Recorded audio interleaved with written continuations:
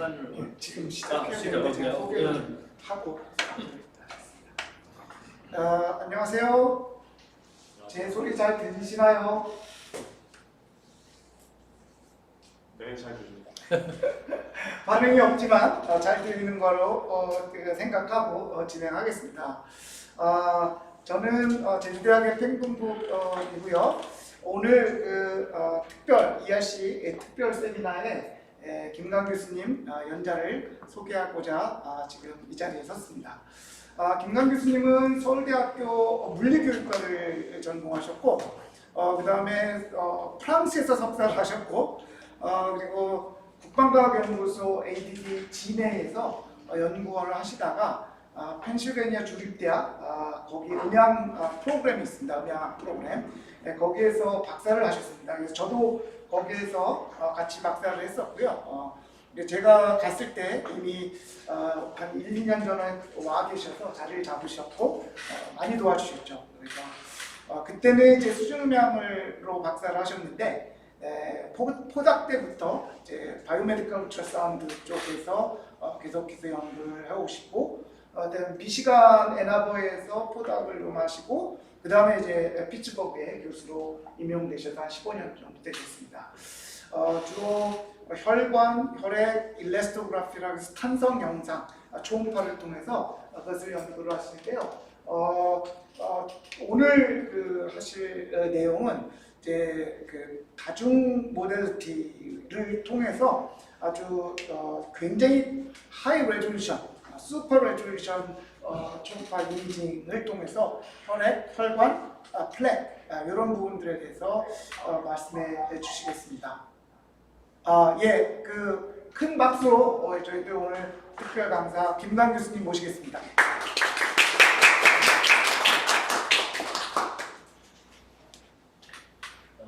네, 반갑습니다. 네, 이렇게 초대해 주셔서 감사하고요. 제가 지금 시차 때문에 지금이 가장 잠이 많이 오는 시간이라서 지금 약간 기분이 떨어지고 있는데 양해해 주시고요. 말씀 소개해 주신 대로 저는 지금 피츠버그 대학교에서 바이오 엔지니어링 디파트먼트에서 가르치고 의대 쪽과 연구를 많이 하고 있습니다. 그래서 오늘은 이제 제가 이제 타이틀은 이제 슈퍼 레졸루션 울트라사운드 이미징으로 잡았는데 오늘 말씀 나누다 보니까 이제 여러 가지 다중 모드를 잠깐 소개를 제가 얼마나 시간을 쓸 수 있는지 네, 한 시간 내로 이렇게 줄여보도록 하겠습니다. 그래서 이제 저희들이 주로 타겟하는 쪽은 혈관 속에 생기는 플렉입니다. 에소시에이티드 플렉. 그래서 이제 지난 아시겠지만 여기 밑에 나와 있는 페이퍼는 일부이고요. 대표적인 페이퍼들이고 지난 한 30년, 40년 주로 사람이 죽고 난 뒤에 심질환계로 죽고 난 뒤에 혈관을 수집을 해서 혈관이 터져서 하르텍으로 죽었거나 아니면 스트로크로 죽은 사람, 경동맥 이런 걸 수집을 해서 히스토패솔로지컬리 이렇게 분석을 해보니까 공통점들이 나오는 부분들이 있어요. 그게 이제 지난 30년, 40년간 주로 페이퍼에 이렇게 누적이 되어 있는데 그런 공통적인 요건들이 첫째는 large lipid rich core, 둘째는 calcified lesions, 그 다음에 세 번째는 베이서베솔롬이 늘어나는 것이고 네 번째는 active inflammation. 그래서 여기 보면 이렇게 스키매틱이 있는데 이게 블러드 베셀의 단면이라고 생각하시면 되고요.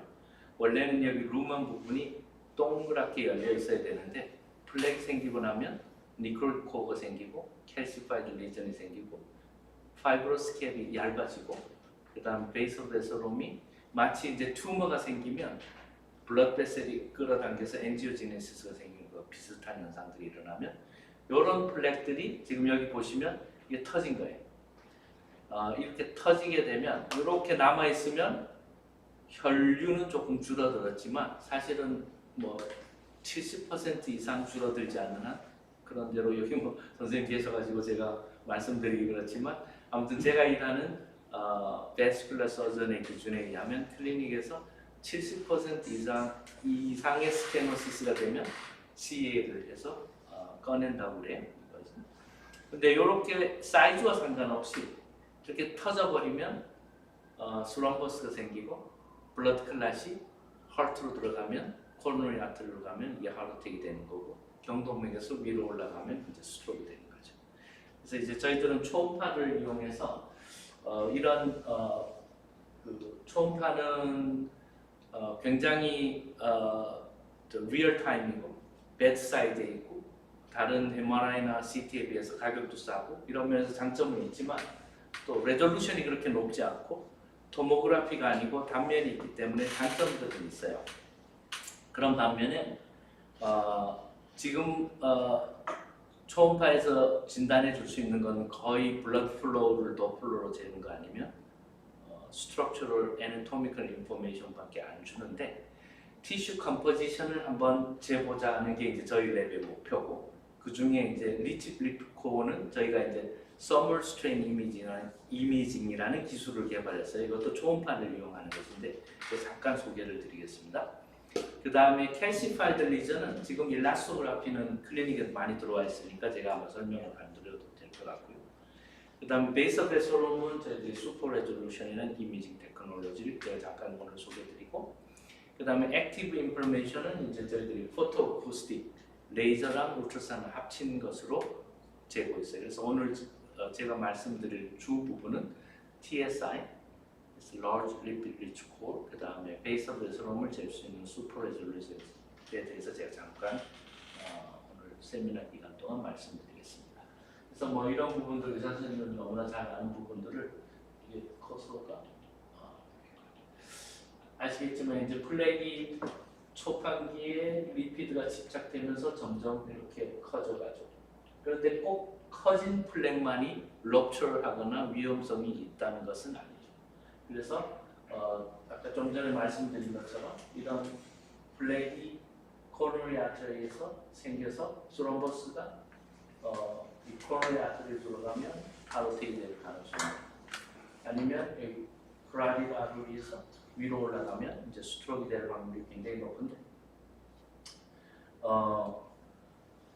지금 여기 보시면 8% of heart and most strokes are caused by plaque rupture and thrombosis, not stenosis. 그래서 여기 보시면 이게 이제 좀 레졸루션이 안 좋아서 좀 그런데 stable plaque, rupture prone plaque 위험성이 있죠. 이게 rupture plaque에서 thrombosis 생겼는데 꼭 플렉이 커서만 이게 럽처가 된다는 건 아니죠.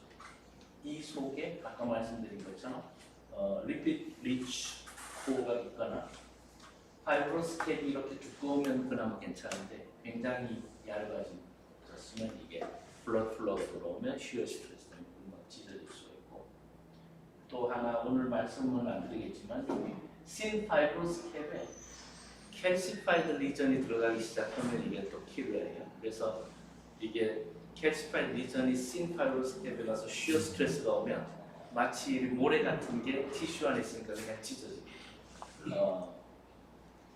그래서 오늘 제가 이런 플렉의 컴포지션에 대해서 어떻게 우리가 초음파로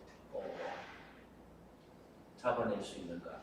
그래서 티슈 서멀 스트레인은 먼저 피직스 백그라운드를 말씀드리면 여기 있는 도표는 X축은 템퍼리처고 Y축은 울트라사운드 프로파게이션 스피드인데 이 페이퍼는 이 플랫은 여러 가지 페이퍼에 나온 사람들이 티슈의 사운드 스피드를 온도를 바꿔가면서 잰 것을 닥터 멤버가 한 페이퍼에다가 이렇게 담아놓은 거예요. 그런데 여기를 잘 보시면 여기 보면 이제 패티 리버, 뭐 무슨 브레스트 팻 이런 부분들이 있고 어떤 거는 이제 폴사인 리버, 보바인 리버 이런 것들이 있는데 잘 보시면 어떤 그 티슈 샘플들은 온도가 X축이 올라가면 사운드 스피드가 점점 올라가는 추세인데 어떤 티슈들은 이렇게 반대로 가고 있어요. 온도가 올라가면 사운드 스피드가 떨어지죠. 그런데 그 티슈들은 팻을 많이 가지고 있어요. 리피드를 많이 가지고 있어요. 그래서 이제 이걸 종합적으로 이렇게 분석을 해보면 non-fatty tissue, water bearing tissue는 템퍼리처가 올라가면 사운드 스피드가 늘어나고 그 리피드 베어링 티슈는 템퍼리처가 올라가면 사운드 스피드가 떨어져. 그래서 이제 아이디어는 티슈의 템퍼리처를 바꾸면서 사운드 스피드를 재면 만약에 사운드 스피드가 떨어지면 여기는 팻이 많이 들어있다. 이 원리를 이제 그 플렉의 리피드를 재는데 이제 사용을 해보자. 이렇게 해서 꽤 오래전에 이제 시작을 했어요. 그러면 이제 우리 바디 템퍼리처가 37이다 그러면 뭐 이미징을 하기 위해서 바디 템퍼를 너무 많이 올릴 수는 없겠죠. 그래서 저희들이 목표로 하는 것은 1도나 2도 정도만 올리는 이제 사실 이 과제를 따는데 많은 어려움은 있었어요. NIH에 가서 우리가 티슈 온도를 올리겠다 하면 그때부터 이걸 설득하는 데 꽤 오래 걸렸어요. 심지어는 감기 걸리면 한 39도까지 올라가지 않느냐 이거 가지고 왜 그런 적도 있었는데 아무튼 지금 이거는 이제 실제 메저먼트예요. 여기 보면 젤라틴은 워터 베어링 티슈를 이 러버는 리퀴드 베어링 티슈를 미믹하는 거예요. 그래서 초음파가 위에서 밑으로 쏘고 돌아오는 신호를 받는데 같이 온도를 지금 올리고 있어요. 또 온도를 올리는데 돌아오는 신호가 젤라틴에서는 점점 빨리 돌아와요. 왜냐하면 사운드 스피드가 늘어나니까 트래블 타임이 줄어드는 거예요. 그런데 러버에서는 신호가 지금 보시면 자꾸 뭐 뒤로 멀어져 가고 있죠. 온도가 올라갈수록 속도가 떨어져요. 그러니까 돌아갔다 오는 시간이 늦어지죠. 그리고 반대로 이렇게 하죠. 그래서 영상의학에서는 신호가 작더라도 반대로 가면 이건 컨트라스트니까 우리가 뭔가 해볼 수 있는 거예요. 그래서 가까워지면 네거티브 스트레인, 떨어지면 늦어지면 포지티브 스트레인에서 우리가 컬러 코드를 해버린 거예요. 그래서 티슈 스피드를 재면서 온도를 올리면서 가까워지는 것은 파란색, 멀어지는 것은 빨간색을 하면 리피드가 이제 빨간색으로 색칠이 되겠죠. 그래서 온도를 올리면서 패디 티슈는 점점 스캐터 가까워지고 멀어지고 non-fatty 티슈는 가까워지면 우리가 이걸 그냥 컬러 코드를 해버리면 이제 티슈. 이 컨셉을 가지고 그럼 티슈 온도를 올려야 되는데 이제 여기서 굉장히 이제 어려운 점이 있는데 티슈 온도를 천천히 올려면 여러 가지 방법이 있어요. 예를 들면 우리가 경동맥을 타겟으로 한다 그러면 뭐 뜨거운 물수건을 옮겨놓으면 점점 따뜻해지겠죠. 근데 우리가 이 심장이 펌핑하는 순간에 모든 걸 다 끝내야 되기 때문에 온도가 빨리 올라가야 되니까 이게 물수건으로도 안 되고 차라리 뭐 얼음 주머니에서 온도를 떨어뜨려도 돼 반대로 어차피 컨트라스트는 생길 거예요. 그런 모든 방법들이 어려운 점이 있는데 그래서 저희들이 그러면 초음파 중에 이제 하이 인텐스 포커스 울트라사운드로 서저리 쓰는데 에너지를 집중하면 꽤 돼요. 그래서 온도를 올릴 수 있는데 수술할 만큼 올리지는 말고 어느 정도만 올려서 한 1도나 2도만 올리면 좋겠다. 그렇게 해서 지금 여기 보시면 초음파를 하시는 분들 아시겠지만 이게 이제 이미징을 하는 부분이고 우리가 콜래보레이션을 해서 여기다가 히딩을 온도를 올릴 수 있는 다른 초음파를 이제 붙여가지고 여기 보시면 이제 이게 메저먼트 한 건데 이 포커스된 에어리아에 이제 온도가 올라가고 있는 거죠. 그래서 온도가 올라가기 전에 사진을 한 장 찍고 온도가 올라가고 난 뒤에 사진을 한 장 찍으면 둘 차이만 보면 이제 잡아낼 수 있다. 이제 원칙적으로는 그런 부분인데 많은 어려움이 있어요. 지금 이제 시간을 잠깐 보시면서 오른쪽 여기 보시면 이제 러버는 리피드처럼 사운드 스피드가 떨어지고 젤라틴은 사운드 스피드가 올라가는데 지금 여기 잠깐 눈을 여기 고정을 시키고 보시면 이렇게 뭔가 이렇게 점점 지금 온도를 올리고 있어요. 그런데 이것이 마치 온도가 올라가서 이렇게 무슨 팽창이 되는 것처럼 보이는데 사실은 이 온도는 1도 내지 2도밖에 안 되기 때문에 thermal expansion이 생기려는 기대가 안 돼요. 사운드 스피드가 느려지니까 점점 늦게 들어오니까 로고가 점점 커져 보이는 거죠, 뒤쪽으로. 그렇게 해서 우리가 서머 스트레인 계산한 다음에 컬러 코드를 입히면 우리가 이제 로고를 찾아낼 수 있다. 이게 이번 원칙이죠. 그래서 이제 뭐 시뮬레이션도 많이 하고 이런 실험도 많이 하고 이제 그 컨셉은 증명을 했어요. 그 다음에는 이제 동물 실험을 하는 거죠. 동물 실험 중에 저희들이 레빗 모델을 택했는데 레빗은 좀 플랫 모델하고는 잘 안 어울리겠죠.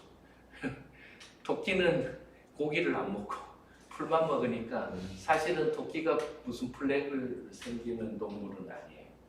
그런데 이 모델은 아주 오래전부터 이스태블리시 된 것인데 좀 약간 잔인하긴 하지만 토끼한테 억지로 하이팻 다이어트를 먹이는 거예요.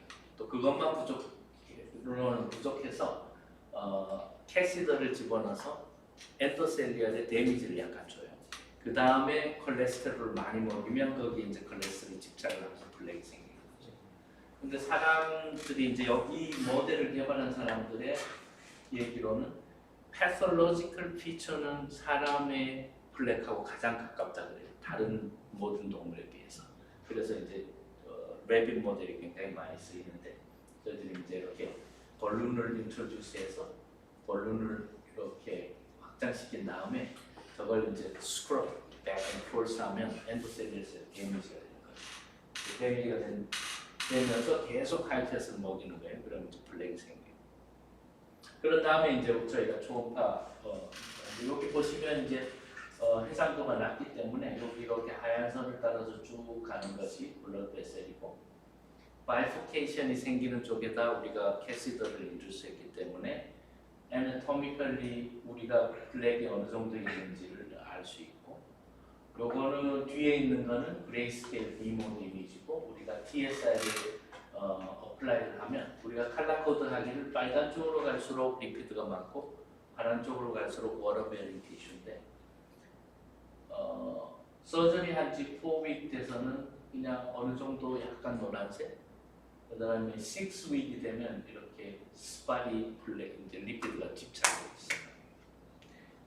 그 다음에 8week이 되면 스프레드 아웃 점점 플레이 커지고 리피드가 많이 생기죠. 그 다음에 10week이 되면 이 밑에 있는 것은 동물이 죽은 다음에 샘플을 꺼내서 히스톨로지 스테이닝 그라운드 트루스죠. 하면 오일 레드워 스테이닝은 리피드는 빨갛게 그러면 이건 확실하게 이제 리피드 티슈인 거죠. 그래서 여기 보면 이렇게 잡을 수가 있는 거죠. 그래서 이렇게 스테노시스만 보는 게 아니라 이제는 그 안에 어떤 티슈 컴포지션, 특별히 리피드가 있는가 아닌가 이걸 재는 것인데 이것은 이제 또 다른 스테이닝인데 사실 아까 그거는 한 크로스 섹션이니까 사실 어디가 어딘지는 잘 몰라요. 울트라사운드가 재는 부분하고 맞는지. 그래서 이제 이건 홀 베셀 오일 레드워 스테이닝인데 여기 보시면 이건 컨트롤이에요. 아주 깨끗하죠. 그러니까 리피드가 하나도 없는 거예요. 토끼는 리피드가 원래 없어요. 그래서 울트라사운드 이미징도 보면 거의 파란색이죠. 그런데 8빅이 되면 빨간색이 생기기 시작하고 스테인을 하면 빨간색이 올라오고 12빅이 되면 점점 더 이제 심해지면 그래서 이제 동물 실험으로 어느 정도 우리가 이거는 아주 하이 프리퀀시로 우리가 잡아낸 건데 여기 보시면 거의 조금 빨간색, 많은 빨간색, 아주 많은 빨간색에 섹셔닝을 좀 매칭을 해보려고 했어요. 보면 매칭이 되죠. 약간 리피드가 있다가 점점 많아졌다가 아주 큰 리피드가 여기 생겼을 때 초음파도 3번에서 큰 걸 잡아내는 거죠. 그래서 이제 저희들이 가장 값어치 있게 생각하는 것은 이거죠. 우리가 울트라사운드에서 아까 그 빨간색이 얼마나 차지하는가를 퍼센테이지를 냈고 요거는 아까 그 히스톨로지 한 데서 빨간색이 얼마나 있는가를 한 다음에 그 데이터를 찍고 코릴레이션을 보면 코릴레이션이 꽤 높아요. 이 얘기는 우리가 울트라사운드로 잰 빨간색은 리피드일 가능성이 굉장히 높아지는 것이죠. 이제 그러면 이제 이것을 초음파 진단으로 쓸 수 있다. 네. 지금 의사 선생 계신 지금은 듀플렉스가 클리니컬 스탠다드라고 제 동료 교수한테는 들었는데 그 저기 크라디트 매니지먼트 클리닉에서는 환자가 오면 이렇게 초음파로 보고 듀플렉스 그러니까 비스캔과 도플러를 가지고 플렉이 스테노딕 플렉이 생겼는가 안 생겼는가 판별을 하는데 여기 보시면 이렇게 도플러가 오다가 굉장히 많이 줄었고 여기 희미하지만 보이시면 여기 이 스테노딕 플렉이 생긴 거죠. 지금 스탠다드로는 저 안에 리피드가 들어있는지 안 들어있는지 모르겠죠. 그냥 단지 볼륨이 얼마나. 그래서 이제 저희들이 개발한 테크놀로지는 오늘 제가 말씀드린 대로 저 안에는 리피드가 이렇게 많이 찼고 여태까지 데이터로 봐서 리피드 저 정도 차 있으면 이것은 터질 확률이 굉장히 높은 플렉이다라고 생각이 되면 어쩌면 사이즈와 상관없이 수술을 해야 될지도 모르고 아마 한국에서도 쓰시는 걸로 알고 있는데 스태틴을 줘서 리피드를 낮춰주든지 이제 하는. 그 다음에 이제 오늘 소개는 안 드렸지만 일라스티스 이미징까지 같이 할 수 있죠. 그래서 플렉이 얼마나 소프트한지 딱딱한지. 그러면 두 가지를 한 번에 한 프로브로 같은 그 영상 필드를 보여주면서 이 플렉은 스티프니스가 이 정도고 컴플라이언스가 이 정도고 그 안에는 리피드가 가득 찼다. 그럼 이제 의사 선생님들이 이제 다른 좀 더 정확한 진단을 이제 할 수 있는 거죠. 제가 시간을 보면서 조절을 해야 되는데 25분째거든요. 그래서 저희들이 이제 다음 단계로 이제 실험하는 것이 지금 베스큘러 서전이 수술을 하면 플렉을 이제 이렇게 꺼내죠. 그러고 나면 저희들이 이걸 가져다가 실험실에서 젤라틴 펜텀에다 집어넣고 TSI를 적용해서 진짜 레빗에는 됐지만 정말 휴먼 티슈에는 되는가 이제 이런 것들 데이터를 이미 떴고요. 그 다음에 저걸 다시 히스톨로지를 해서 지금 실험을 하고 있습니다. 그래서 지금은 피그 실험을 하고 있는데 레빗 실험을 했고 그다음 피그 실험을 하는 이유는 레빗은 사실 페모럴 아트리가 굉장히 1cm 밑에 들어있으니까 사실 온도를 올려야 되기 때문에 에너지가 또 중요해서 한 사람은 한 2cm 정도 밑에 들어가서 넣는 배우는데 빅 페모럴이 딱 그 정도 깊이에 한 1cm 정도 다입니다. 그래서 이제 지금 위스콘신에서 플렉을 만든 픽을 이제 데려다가 실험을 하고 있고요. 이제 그게 되면 올해 잘 되면 이제 중반쯤에 저희들이 프로브를 만들었어요. 회사랑 해서. 그래서 온도를 올리고 같이 이미징. 아까 말씀드린 것은 랩에서 만든 그런 것이고. 그러면 이제 처음으로 first in human use 스타디를 할 건데 환자는 이미 CA를 받기로 된 환자를 저희가 수술 직전에 TSI를 하고 수술실로 들어가서 샘플을 꺼내면 그 샘플을 히스톨로지에서 비교하는 것으로 지금 NIH 그랜트로 지금 거의 이제 준비가 되어가고 있습니다. 그래서 저희들이 이제 앞으로 지향하는 바는 트리플렉스. 그래서 저희들이 이제 듀플렉스에서 트리플렉스로 가자. 그래서 이제 듀플렉스는 도플러랑 비스캔으로 스테노틱 볼륨을 주는데 우리는 거기다가 소프트, 리피드 이런 티슈 컴포지션까지 해서 트리플렉스가 되면 좀 더 컴프레hen시브한 다이그노스를 할 수 있겠다. 그래서 지금 구성된 여태까지 이제 지원된 부분들이 있고요. 저희들이 이제 베스큘러 서전이 2사람 인벌브돼 있고 카디올로지스트 2사람 인벌브돼 있고요. 그 나머지들은 이제 PhD고 이제 이쪽에 있는 사람들은 이제 대학생 다들 졸업했거나 MD, PhD 스튜던트, 포스닥들인데 그동안 연구에 공헌하고 페이퍼를 쓴 사람들이고 지금 여기 있는 사람들은 트랜듀서를 이렇게 디자인을 해서 이쪽이 히딩 어레이, 이게 이미징 어레이 해서 이제 새로운 프로브를 지금 만들어가고 있어요. 프로토타입이 나왔고 그다음 피그 스타디는 위스콘신 대학에서 특별히 피그를 아주 너무 크지 않은 돼지를 작은 돼지를 genetically modify해서 하이퍼리피디미아 스와인 모델을 만들어서 저희들한테 이제 보내주면 저희들이 이제 실험을 합니다. 그다음 제일 오른쪽에 있는 분은 이제 회사 트랜스fer 만든 회사에서 트랜스fer 만들었어요. 그래서 이제 프로토타입 하나 왔어요. 이거 진짜 최근 데이터인데 이게 프로토타입 넘버 1이고 이게 프로토타입 넘버 2인데 보시겠지만 여기 중간에 있는 게 이미징 어레이고 양쪽에 있는 게 히딩 어레이인데 프로타입 1은 너무 커요. 피 넓적다리에 지금 이렇게 올려놓고 실험하는 정도는 되는데 여기 사람이 하면 이게 아마 이렇게밖에 안 돼서 할 수가 없고 처음엔 이렇게 크게 만들 수밖에 없었어요. 이렇게 시뮬레이션을 하고 거기에 맞춰서 에너지를 또 맞추고 그래서 여기 좀 작게 만들었어요. 그래서 이거는 아마 이 정도 갈 거고 지금 제가 없는 상태로 다음 주에 이제 학생들이 스스로 돼지 실험을 또 할 텐데 이것은 첫 번째 실험 되고 여기서 보면 여기 표면에서 돼지 여기 스킨에서부터 여기 다리인데요. 한 2cm 정도 깊이에 이렇게 플렉이 형성됐죠. 여기 히스톨로지 보면 여기 플렉이 이렇게 형성됐잖아요. 거기 부분이 TSR 정도 빨간색으로 이렇게 바뀌었죠. 한 2cm 정도 밑에 할 수 있고 그 다음에 안전성 때문에 진짜 온도가 우리 1도 올린다고 했는데 이거 혹시 한 4, 5도 올라가서 이거 클락 만드는 거 아닌가 해서 서머커플을 집어넣어서 실제로 재고 있어요. 그래서 안전성까지 몇 번 더 실험을 하면 아마 올해 중반쯤에 이제 사람 적용을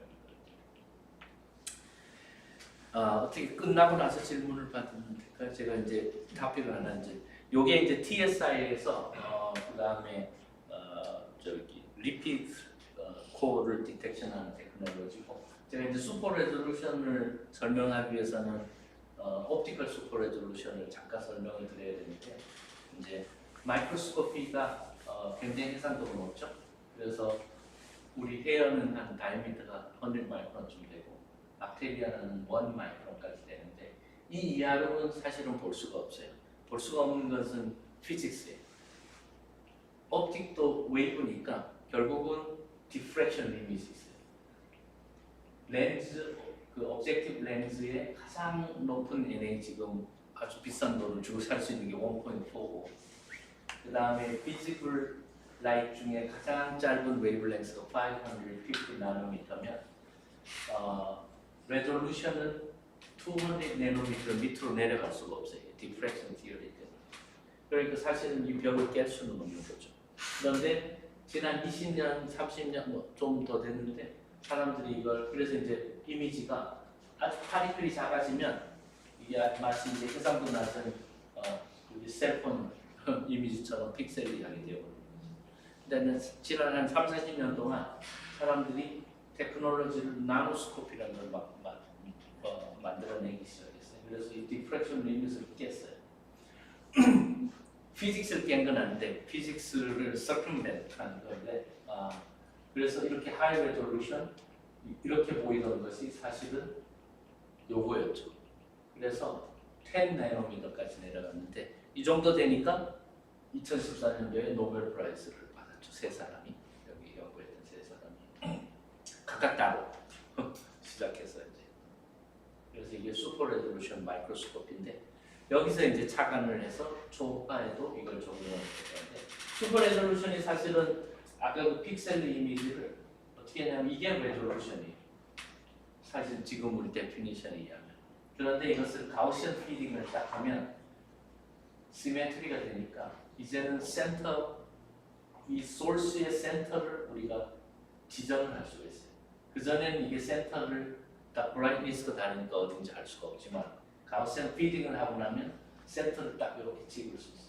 그러니까 이 정도 레졸루션이 갑자기 이렇게 되는 거예요. 노벨상 타는 게 그렇게 별로 어렵진 않아요. 그 정도 노벨상을 탈 수 있는데 이걸 만들어내는 것은 굉장히 어려워요.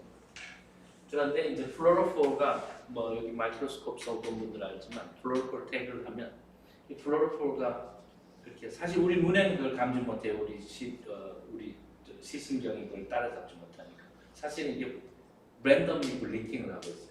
이것은 플로로포가 에너지 스테이트가 다 다르고 라이트 일루미네이션 컨디션이 다르면 어떤 거는 밝아지고 어떤 건 우리는 그게 한 번에 다 밝아진 데이터를 그냥 뜨는데 사실은 그 사이에 막 블링킹을 하고 있죠.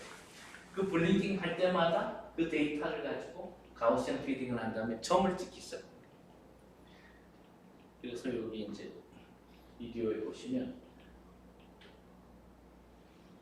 우리가 타겟으로 하는 이미지 타겟에다가 하면 사실 플로어볼가 하이스피드 카메라로 지금 이러고 있어요. 그때마다 점을 찍어서 계속 점을 찍다 보면 이렇게 이미지가 딱 만들어져요. 그럼 레졸루션이 갑자기 높아져요. 그래서 슈퍼 레졸루션이라고 그랬고 사실은 디프렉션 리밋은 존재하지만 그 디프렉션 리밋의 피직스를 깰 수는 없죠. 그것을 서컴벤트하죠. 그것이 이제 노벨 프라이즈까지 갔는데 거기서 인스피레이션을 받아서 100 내노미터 레졸루션을 10 내노미터로 슈퍼 레졸루션 했으면 초음파도 할 수 있겠다고 해서 이거는 컨트라스트 인핸스 울트라사운드 그러니까 우리 CT도 조형제를 넣잖아요. 울트라사운드는 마이크로버블을 집어넣어요. 그 마이크로버블은 1 to 5 마이크론인데 그걸 이용해서 슈퍼 레졸루션을 하면 이게 지금까지 가장 좋은 컨트라스트 인핸스 울트라사운드의 블러드 플로우 이미징인데 이렇게 레졸루션이 갑자기 높아진 거죠. 그래서 레졸루션은 높아졌는데 잘 보면 옵티컬 마이크로스코피 레졸루션은 10 나노미터 그러니까 10 to the minus 9mm인데 울트라사운드는 20 마이크로미터 10 to the minus 6 그러니까 아무것도 아닌 것처럼 보이죠. 이거 orders, 3 orders of magnitude difference. 근데 왼쪽이 옵티컬 마이크로스코피고 오른쪽이 울트라사운드 마이크로스코피 슈퍼 레졸루션 마이크로스코피입니다. 레졸루션은 10 나노미터 20 마이크론이니까 20,000 내노미터. 이거 레드는 별로 안 좋아 보이죠. 그런데 이미징 뎁스를 보면 마이크로스코피는 기껏해야 1셀 레이어 10 마이크론. 그런데 초음파는 20,000 마이크론까지 내려갈 수 있죠. 그러니까 레졸루션이 옵틱에 비해서 떨어지지만 특별히 우리가 깊이 인비보로 할 때는 이걸 쓸 수밖에 없을 것입니다. 그래서 디프렉션 리밋은 우리가 마이크로스코프 이런 세 가지로 구성되죠. 라이트 소스하고 오브젝트 렌즈 그다음 타겟이 있는데 이 타겟이 아무리 작아도 이렇게 블러하게 보이는 것은 아까 말씀드린 대로 디프렉션 리밋 때문에 웨이브랭스 그다음에 divide by 2 times numerical라고 하죠. 이걸 못 넘어가는 거예요. 그러니까 이 정도 되면 half wavelengths of light 그 이상은 못 넘어가는 거죠. 초음파도 똑같아요. 초음파는 똑같은 리밋이 생기는데 그것은 프리퀀시하고 보내는 펄스의 길이에요. 그래서 보통 이미징 하는 초음파는 한 2 to 3 사이클 펄스를 보내서 돌아오는 시간을 재는데 프리퀀시가 높을수록 더 좋겠죠. 그러면 스페셜 펄스 랭스 디바이드 바이 2 하면 원 웨이브랭스를 넘어갈 수가 없어요. 이것도 울트라사운드의 디프렉션 리밋입니다. 그래서 슈퍼 레졸루션 테크놀로지를 적용하는데 슈퍼 레졸루션 테크놀로지가 적용될 수 있었던 것은 플로로폴 이게 지금 하이스피드로 카메라 찍었는데 우리가 마이크로스코프를 보면 다 빨갛게 보이는 게 이러고 있는 거죠. 이렇게 될 때마다 점을 막 찍어 왔던 거죠. 초음파는 빛은 볼 수가 없으니까 그러면 이런 비슷한 랜덤리 블링킹 시그널이 있어야 되는데 마이크로버블이 필요할 수 있죠. 지금 이 신호는 초음파의 인텐시티인데 마이크로버블이 지나가면서 지금 보시면 마이크로버블이 지나가면서 신호를 보내는데 인텐시티가 막 바뀌는데 거의 랜덤 프로세스. 그렇게 해서 이걸 이제 신호 처리를 하면 슈퍼 레졸루션을 적용할 수 있죠. 그래서 이 데이터를 떠서 지금 현재 가장 좋은 펄스 인버전 하모닉 울트라사운드 이미지 이 컨트라스트 하면 이제 이게 레드의 하이드림인데 블러드 베셀이 이렇게 잡혀요.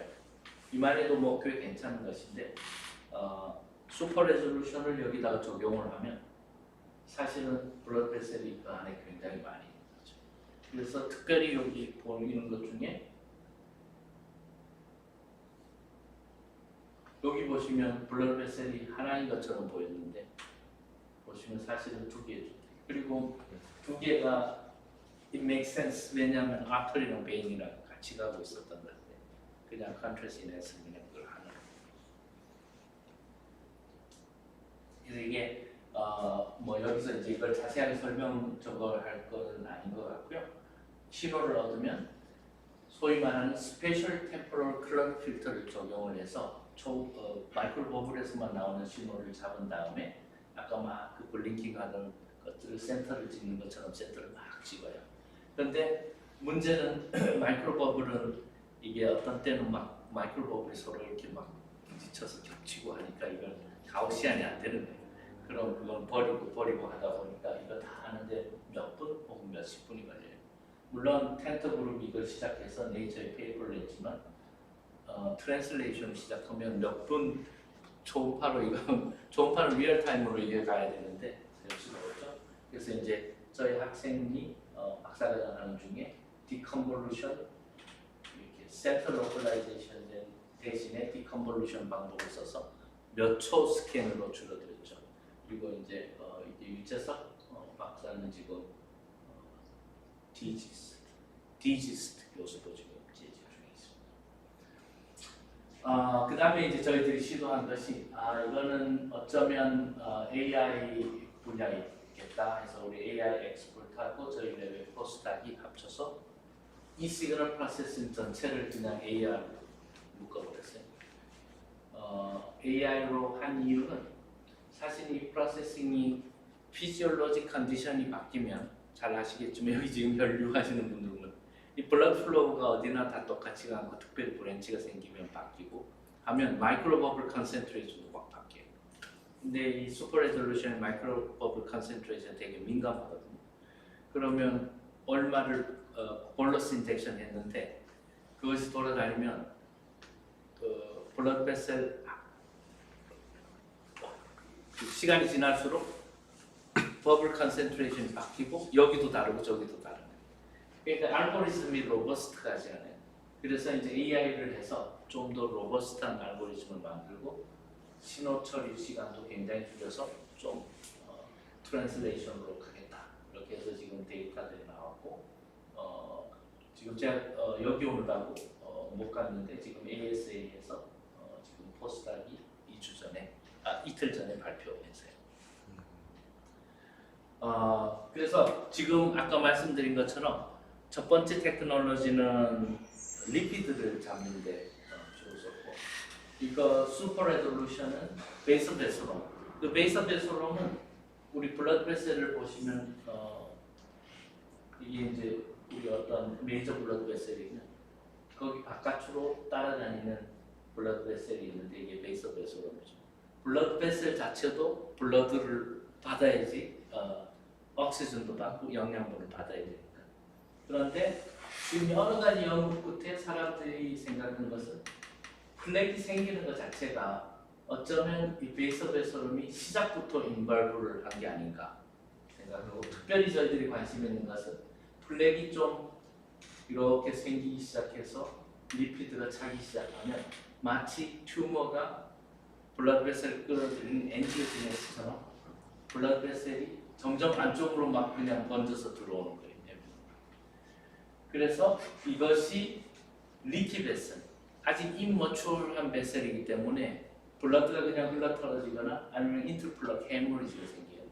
그러면 여기에 원치 않는 블러드가 점점 고이고 이걸 풍선으로 생각하면 거기에 점점 스트레스가 가해져서 점점 팽창을 하는 가운데 똑같은 쉬어 스트레스가 오면 터져버릴 가능성이 굉장히 높죠. 그래서 베이솔베솔롬이 이렇게 proliferation, infiltration 하는 부분을 잡을 수 있지 않을까. 그 부분이 저희들의 목표고요. 그래서 이제 똑같은 애니멀 모델에다가 우리가 슈퍼 레졸루션을 적용을 해서 애니멀 스타디를 했어요. 그래서 이것은 좀 하이 스피드, 하이 프레임 레이트 울트라사운드가 필요하고 그래서 이제 베르소닉 시스템을 이제 썼는데 그 다음에 마이크로 버블은 클리닉에서는 데피니티를 이제 0.2mm를 인젝션한 다음에 그 다음에 이제 데이터를 뜨는 거죠.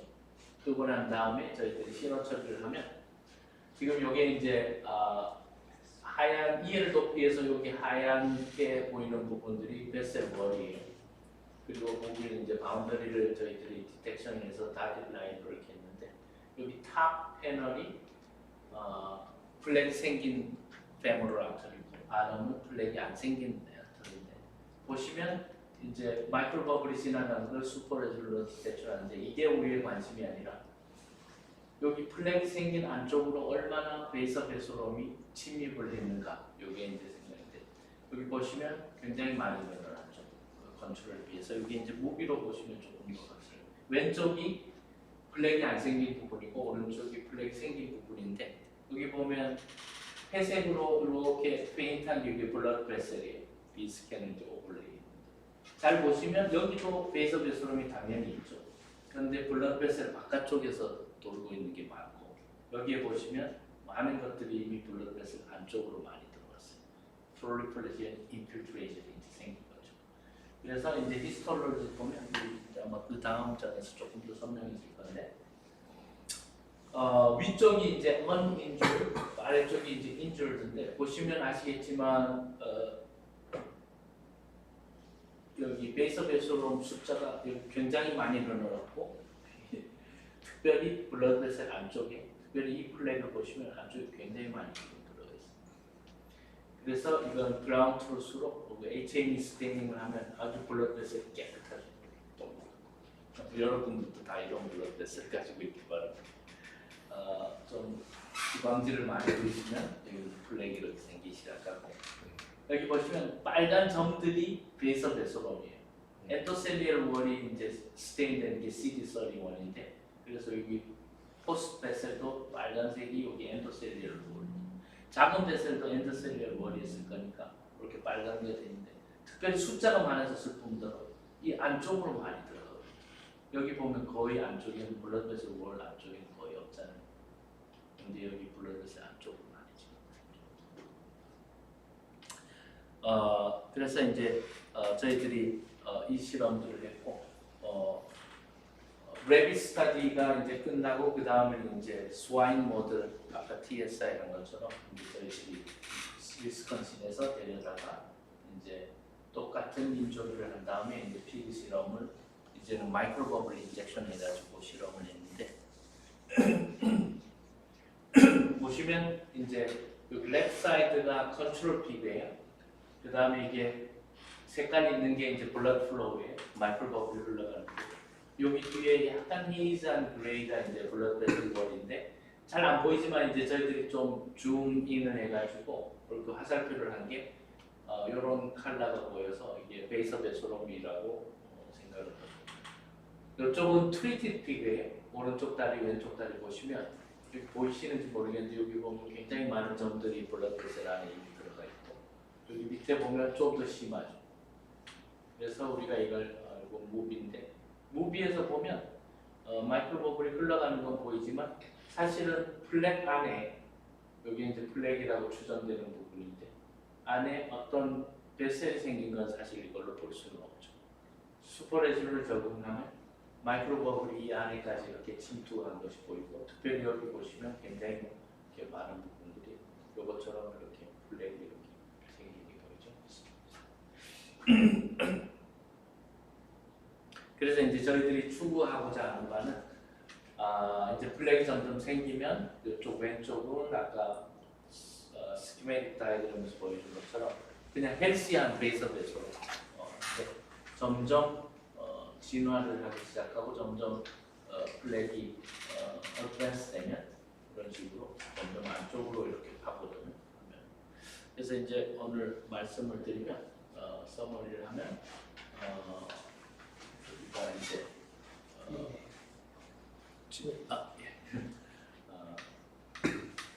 플렉을 베이서 베솔롬을 레빗 스타디와 픽 스타디에서 인비보로 우리가 잡을 수 있겠다는 것들이 이제 발견의 중심이고요. 지금 한 가지 이제 그 다음 단계로 저희들이 하는 것이 지금까지 말씀드린 것은 이제 플렉의 컴포지션, 리피트, 베이서베소롬을 정보를 얻은 다음에 의사들이 그걸 보고 좀 더 컴프리헨시브한 디시전을 만들어낼 수 있도록 하는 것인데, 다음 단계로 저희들이 추구하는 것은 과연 이 베이서베소롬 덴시티 체인지가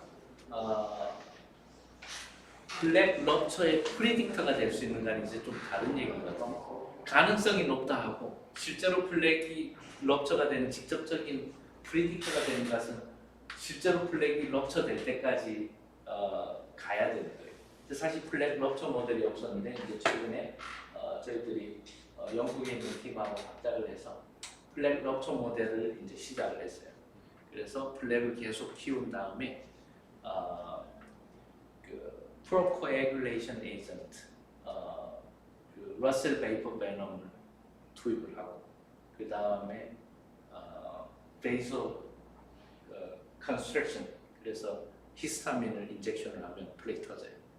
사람하고 똑같은 상황은 아니지만 마치 우리 사람들이 가끔 이제 의자에 앉았다가 누웠다가 딱 일어서면서 혈압이 올라갔을 때 막 쓰러지고 할 때 플레이 터진 것처럼 비슷한 것을 이제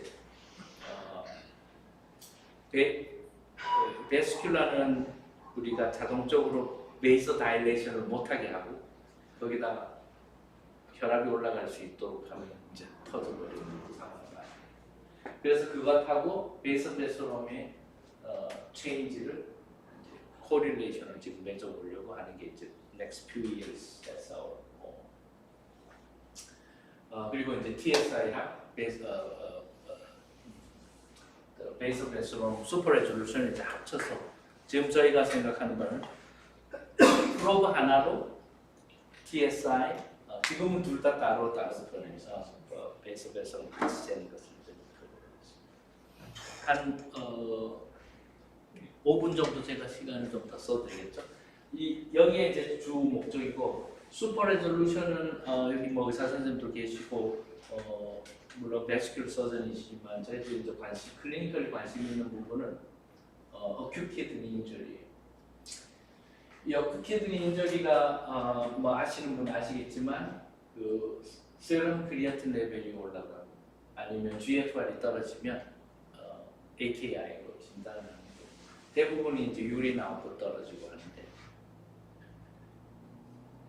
AKI를 일으키는 원인들은 여러 가지가 있어요. 하이포퍼퓨전, prolonged hypoperfusion. 그러니까 뭐 여자분들이 아기를 낳다가도 AKI가 생길 수 있다 그래요. 근데 힘을 주고 하다가 오랫동안 블러드 플로우가 키드니에 안 들어가면 리커버가 되는 경우가 많죠. 아니면 sepsis나 아니면 CT 찍으면서 컨트라스 에이전트, 아시겠지만 CT 찍을 때 세럼 크리아틴 테스트 반드시 하죠. 만약 이게 1인가 보다 밑으로 내려가면 컨트라스 다음에 오라 그러죠. 톡시시티가 있기 때문에. 그런데 이 AKI가 굉장히 높아요. 1 in 5. 그래서 굉장히 많은 경우에 AKI가 생기고, 아마 이게 미국 기준일 것 같은데, 그 다음 문제는 이제 크리티컬리 아픈 사람들의 프리벤에서 훨씬 높으니까 이런 사람 문제가 생기면 이제 CKD, 크로닉 키드니 디지즈로 가거나 엔드 스테이트 리널 디지즈, ESRD로 떨어져서 굉장히 높아요. 그래서 지금 2015에 있는 이 페이퍼에 보면 병원이 미국 얘기거든요. 병원에 오는 사람 중에 20%가 AKI를 생겨요. 그런데 20% 중에 한 1 내지 2%만 AKID, AKI 다이얼리시스로 가야 되는 사람들이 생기고, 그 나머지는 그런 방법. 그런데 요 1-2% AKID, 그러니까 다이얼리시스로 가야 되는 사람 중에 반은 살지 못하고 반은 살아납니다. 그런데 이 살아나는 사람 중에 70 내지 90%는 또 다시 키드 펑션이 살아나요. 그리고 10 내지 30%는 호스피털 디스처지 되는데 계속 다이얼리시스 가라고 공고를 받아요. 그러면 이제 90day 피리어드를 이 사람들이 잡고 있는데 90day 피리어드 지난 뒤에 다시 이 사람들을 보면 이 사람들 중에 다이얼리시스 한 사람 중에 50%는 못 살아요. 주로 카디오베스쿨러 디지즈가 생겼어요.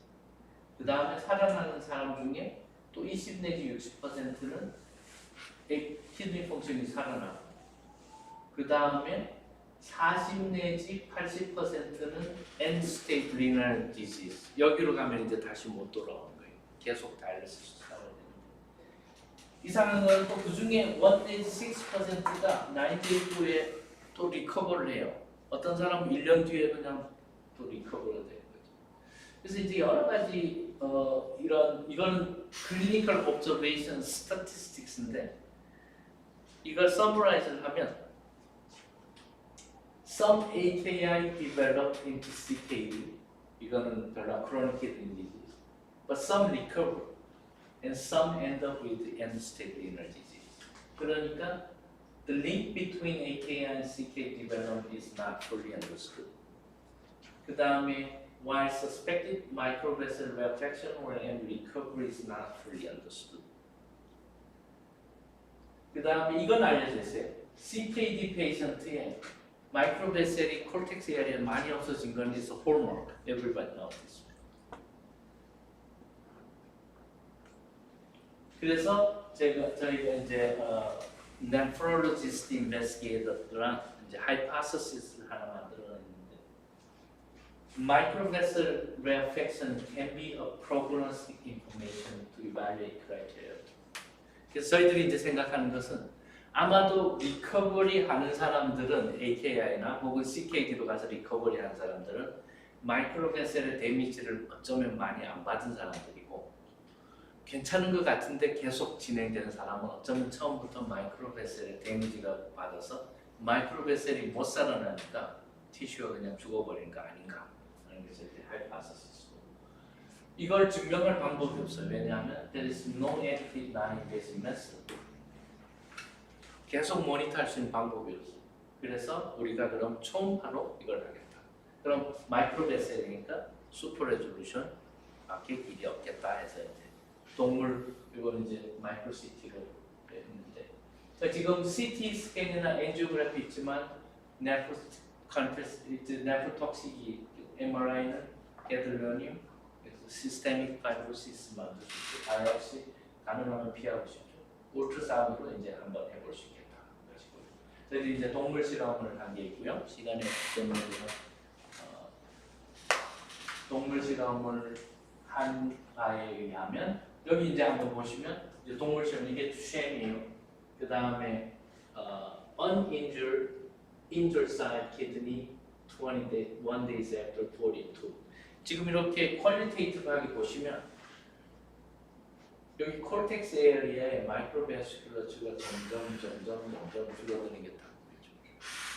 그래서 우리가 이제 스태티스티컬 어널리시스를 쭉 했는데 significant difference가 있지만 가장 저희들이 또 값어치를 두는 것은 여기 vessel density를 울트라사운드로 잰 거랑 콜텍스 에리아. 그 다음에 여기 히스톨로지에서 여기도 보시면 vessel density가 그렇다가 빨간색이 점점 줄어들고 있죠. 보면 코릴레이션이 또 굉장히 높아요. 이 정도 코릴레이션이면 우리가 다이그노스에서 쓸 수 있습니다. 이게 가장 인커리지한 것이고 저희들이 이제 프로브를 바꿔서 휴먼 서브젝트를 한번 해봤어요. 헬시 볼런티어 여기 키드니에요. 비스캔으로는 이걸 볼 수가 없겠죠. 슈퍼 레졸루션을 하면 이렇게 마이크로베셀이 쭉 보이는데 CKD 페이션트 하면 다른 것도 여러 가지 다르지만 여기 보시면 마이크로베셀이 없어요. 콜텍스 에어리그네스 많이 죽어요. 그리고 지금 환자들 지금 더 떴는데 보면 여러 가지 베셀 모양들이 다르고 키드니가 다르고 여자도 있고 남자도 있고 나이가 다르니까 키드니 사이즈를 비교할 수는 없어요. 그렇지만 하나 공통점은 여기 마이크로베셀이 없어지고 있다는 것이죠. CKD 프로그램. 그래서 만약에 우리가 마이크로베셀을 울트라사운드로 베드사이드에서 모니터링을 하면 이 사람이 리커버를 할 것인가 안 할 것인가 예측을 할 수 있으면 가장 좋은 이제 트리트먼트를 할 수 있겠다.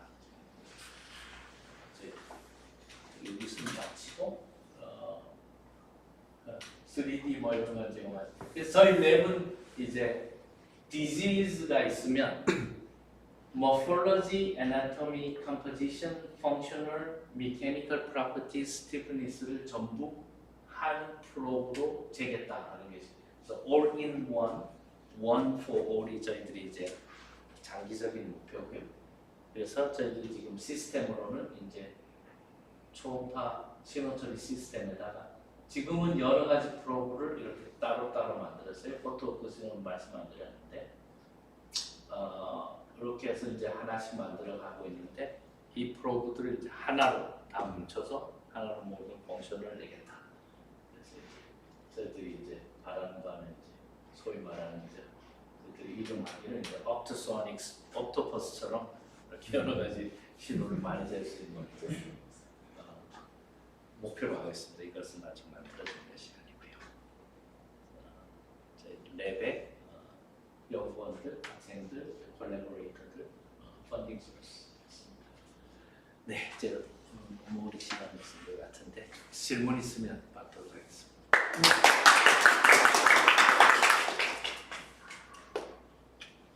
질문 뭐 먼저 저쪽에서.